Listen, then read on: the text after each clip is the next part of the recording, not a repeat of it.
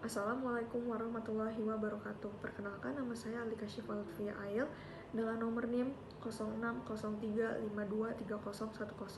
Di sini saya akan menjelaskan tokoh yang bernama Wilhelm Wundt. Wilhelm Maximilian Wundt adalah seorang dokter, psikolog, fisiologi, dan profesor yang sekarang dikenal sebagai penemu psikologi modern. Ia dianggap sebagai bapak psikologi eksperimental. Pada tahun 1879, ia mendirikan laboratorium formal pertama untuk riset psikologis di Universitas Leipzig dan membuat jurnal riset psikologis pertama pada tahun 1881. Wundt membuat karya tulis dan menjadi salah satu yang paling penting dalam sejarah psikologi, Principles of Psychological Psychology pada tahun 1874. 16 Agustus 1832 di distrik Neckar yang terletak di pinggir kota industri Mannheim, Jerman.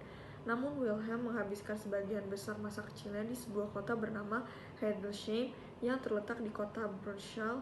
Dia adalah putra keempat dari pasangan yang dibentuk oleh pendeta Protestan Maximilian Wundt 1787 sampai 1846 dan Maria Friederike de Arnold 1797 sampai 1868. Wundt dibesarkan sebagai anak tunggal karena dua kakak laki-lakinya meninggal sebelum kelahirannya dan satu-satunya yang hidup. Dikirim untuk belajar dengan bibinya di Gymnasium di Heidelberg ketika Wilhelm masih sangat kecil. Pada tahun 1851, ia memasuki Universitas di Bunga, di mana akhirnya di Heidelberg, di mana ia menerima gelar dokter di bidang kedokteran pada tahun 1856. Selama masa kuliahnya, ia menghabiskan 1 semester belajar dengan ahli anatomi dan fisiologi Johannes Peter Muller dan fisikawan dan fisiologi Emil Dubois Reymond. Pelatih ini kemungkinannya sebagai guru dan ia mulai mengajar fisiologi. Merupakan tokoh pendiri dari laboratorium psikolog yang pertama. Ia mendirikan di Universitas Leipzig pada tahun 1879. Tujuan pendiri laboratorium ini adalah untuk mempelajari perbedaan-perbedaan dari pengalaman tentang kesadaran. Pendiri laboratorium psikologi ini ditetapkan sebagai tahun kelahiran bagi psikologi modern.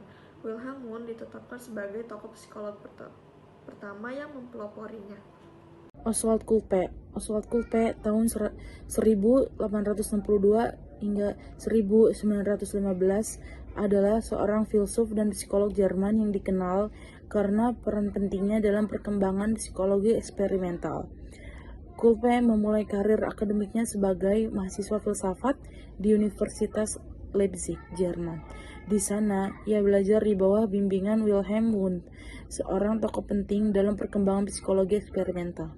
Setelah menyelesaikan studinya, Kulpe bekerja sebagai asisten di laboratorium psikologi Wundt.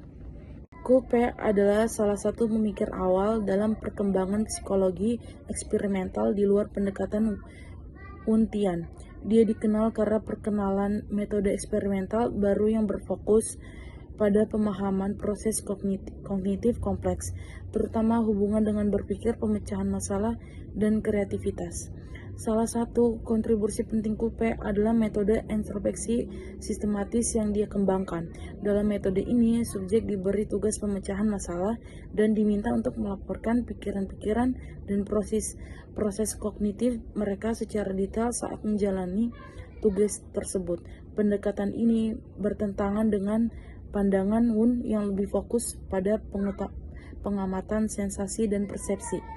Meskipun Kulpe tidak sepopuler beberapa psikolog eksperimental lainnya seperti Wundt, penekanan yang dia letakkan pada pemahaman dan analisis proses kognitif telah memberikan kontribusi penting dalam pengembangan psikologi kognitif. Pendekatan introspeksi sistematis Kulpe berpengaruh pada perkembangan psikologi kognitif modern.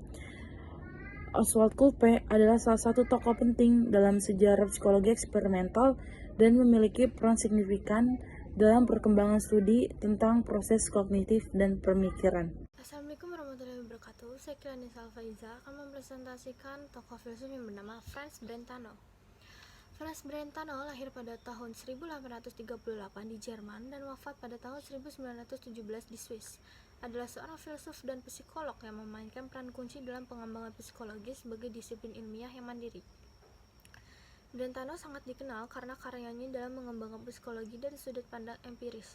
Dalam karyanya yang terkenal, Psychology from an Empirical Standpoint, atau psikologi dari sudut pandang empiris, dia menekankan pentingnya pengamatan langsung dan pengalaman individu dalam studi psikologi. Kontribusinya yang paling terkenal mungkin adalah konsep intentionality atau intensionalitas yang mengacu pada ciri khas pikiran yang selalu terarah pada objek atau keadaan mental lainnya.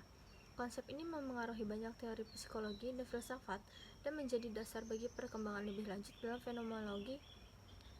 Meskipun karir Brentano tidak selalu mulus, pengaruhnya dalam memisahkan psikologi sebagai ilmu empiris yang berbeda dari filsafatnya sangat besar. Kontribusinya dalam mengembangkan pandangan modern dalam psikologi dan pikiran terus mempengaruhi bidang ini hingga saat ini. Pemikiran Franz Brentano. 1. Intentionality atau intensionalitas. Konsep ini menekankan bahwa ciri khas pikiran adalah selalu terarah pada objek atau keadaan mental lainnya. Ini adalah gagasan fundamental yang mempengaruhi cara kita memahami bagaimana pikiran terkait dengan dunia luar. 2. Psikologi sebagai ilmu empiris. Brentano menekankan pentingnya studi psikologi yang didasarkan pada pengalaman langsung dan observasi, memisahkan psikologi sebagai ilmu empiris yang independen dari filsafat. 3. Pembedaan antara fenomena psikologis dan fisik. Dia menegaskan pentingnya membedakan antara fenomena psikologis atau seperti pengalaman batin dan fenomena fisik, suatu gagasan dan terus menjadi pusat perdebatan dalam psikologi modern. George Elia Muller. George Elia Muller memberikan sumbangan kepada psikologi khususnya dalam psikofisik, ingatan, dan persepsi visual. Mengemukakan pendapatnya sendiri tentang hukum psikofisik pada hubungan antara persepsi dan rangsangan syaraf. Ia mengemukakan bahwa persepsi menimbulkan jejak-jejak tertentu pada otak. Prinsip ini kemudian menjadi dasar prinsip isomorfi pada psikologi Gestalt, the right associate procedure, yang menyatakan bahwa proses mengingat dan lupa tidak semata-mata mekanistis dan otomatis, tetapi ada unsur aktivitas dari individu yang bersangkutan.